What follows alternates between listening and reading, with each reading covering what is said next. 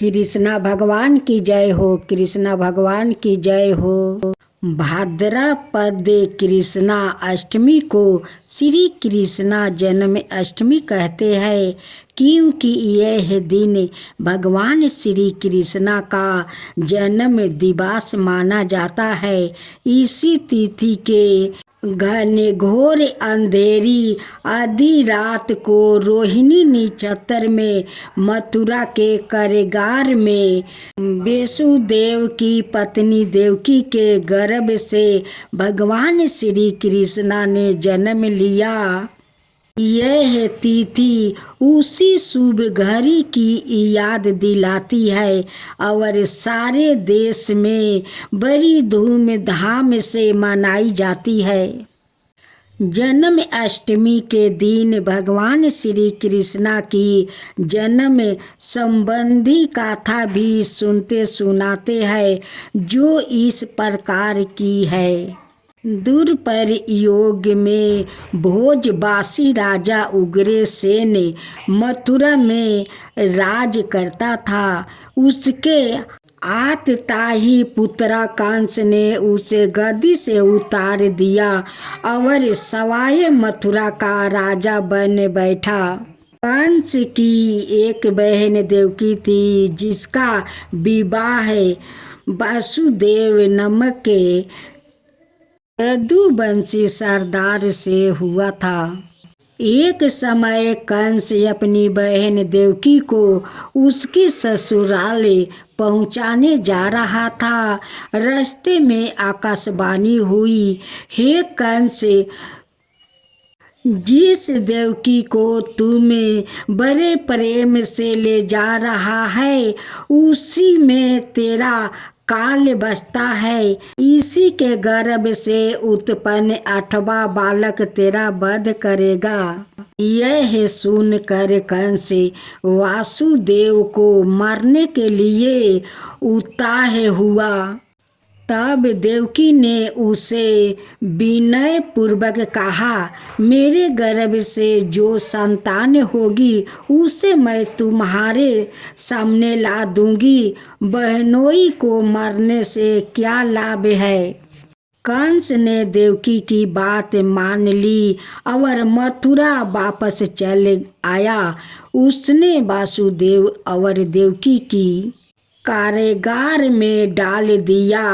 वासुदेव देवकी के एक एक करके 7 बच्चे हुए और 7 को जन्म लेते ही कंस ने मार डाला। अब 8वां बच्चा होने वाला था। कारागार में उन पर कड़े पहरा बैठा दिया गया। उसी समय देवकी को भी बच्चा होने वाला था। भगवान ने वासुदेव और देवकी के दुखी जीवन को देखा। 8वें बच्चे की रक्षा का उपाय रचा। जिस समय वासुदेव और देवकी को पुत्र पैदा हुआ, उसी समय संजोग से यशोदा के गर्भ से एक कन्या का जन्म हुआ, जो और कुछ नहीं सिर्फ माया थी। जिस कोठरी में देवकी और वासुदेव कैद थे, उसमें अचानक प्रकाश हुआ और उनके सामने शंख चक्र गदा परदम धारण किए चतुर्भुज भगवान प्रकट हुए। दोनों भगवान के चरणों में गिर पड़े। तब भगवान ने उसे कहा, अब मैं पुण्य युवक शिशु का रूप धारण कर लेता हूँ। तुम मुझे इसी समय अपने मित्र नंद जी के घर वृंदावन में भिजवा दो और उनके यहाँ जो कन्या जन्मी है उसे लाकर कंस के हवाले कर दो। इस समय वातावरण अनुकूल नहीं है, फिर भी तुम चिंता ना करो। जागते हुए पहरादार सो जाएंगे, कारागार के फाटक अपने आप खुल जाएंगे, और उपनीति आता है यमुना तुमको पार जाने का मार्ग दे देगी। उसी समय वासुदेव नव्य जीव शिशु रूप श्री कृष्णा को सूप में राख कर कारागार से निकल पड़े और अथाह यमुना को पार करे नंद जी के घर पहुँचे। वहाँ उन्होंने नवजुब शिशु को दशोदा के साथ सुला दिया और कन्या को लेकर मथुरा आ गए। कारागार के फाटक के पूर्वक के बंद हो गए। अब कंस को सूचना मिली कि वासुदेव देवकी को बच्चा पैदा हुआ है। उसने बंदी गृह में जाकर देवकी के हाथ से नवजुब कन्या को छीनकर पृथ्वी पर पटक देना चाहा, परंतु वह कन्या आकाश में उड़ गई और वहाँ से कहा, अरे मूर्ख, मुझे मारने से क्या होगा? तुझे मारने वाला तो वृंदावन में जा पहुँचा है, वह जल्दी ही तुझे तेरे पापों का दंड देगा। कृष्णा भगवान की जय, कृष्णा भगवान की जय।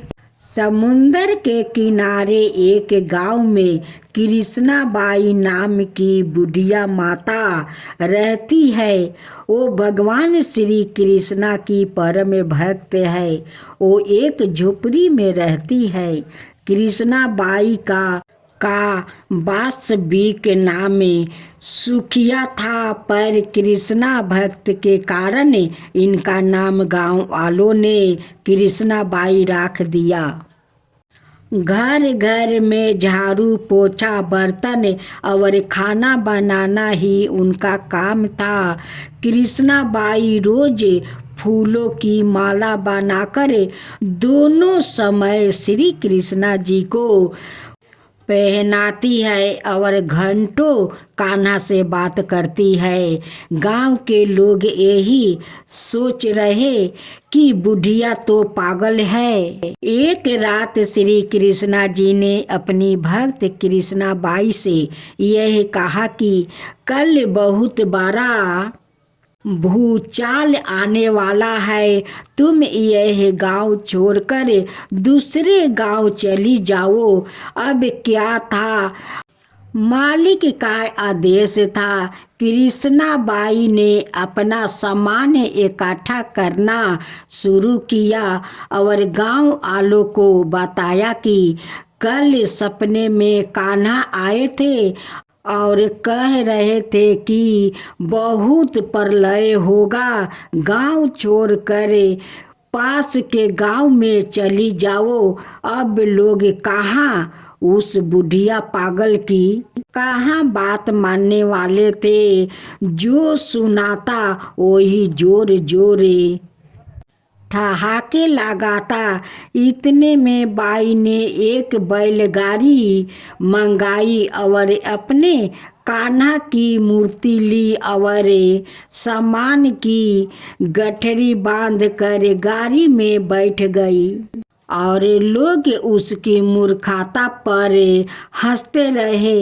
बाई ने जाने लगी अपने गांव की सीमा पार कर अगले गांव में प्रवेश करने ही वाली थी कि उसे कृष्णा की आवाज़ आई, अरे पगली, जा अपनी झोपड़ी में से वो सुई ले आओ जिससे तू माला बनाकर मुझे पहनाती है।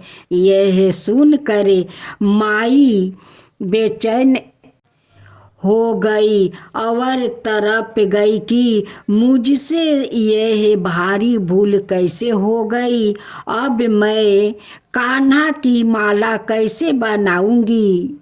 उसने गाड़ी वाले को कहा, रोके, और बस से अपने झोपड़ी की तरफ भागी। गांव वालों ने उसके पगलापन को देखते और खूब मजाक उड़ाते। माई ने झोपड़ी के तिनकों में से फंसी सुई को निकाला और फिर पागलों की तरह दौड़ते हुए गाड़ी के पास आई। गाड़ी वाले ने कहा कि माई, तू क्यों परेशान है? कुछ नहीं होना। माई ने कहा, अच्छा अब चल, और जल्दी से अपना गांव की सीमा पार करे। गाड़ी वाले ने कहा, ठीक है, ऐसा ही किया। बुढ़िया माई कहती है, अरे यहाँ क्या? जैसे ही सीमा पार हुई पूरा गांव ही समुंदर में समा गया। सब कुछ जलमग्न हो गया। गाड़ी वाला भी अटूट कृष्णा भक्त था। एने केने परेक रेन भगवान ने उसकी भी रक्षा करने में कोई विलंब नहीं किया। इस कहानी से हमें यह शिक्षा मिलती है कि प्रभु जब अपने भक्त की मात्रा एक सुई तक की इतनी चिंता करते हैं तो वो भक्त की रक्षा के लिए कितना चिंता होते होंगे। जब तक उस भक्त की एक सुई उस गांव में थी, पूरा गांव बचा था। इसलिए कहा जाता है कि बहरी बदरिया पाप की बरसने लगे, अंगार संत ना होते, जगत में जल जाता संसार। अर्थ अगर इस दुनिया में संत एवं अच्छे व्याकृत ना होते तो यह संसार कब का समाप्त हो गया होता।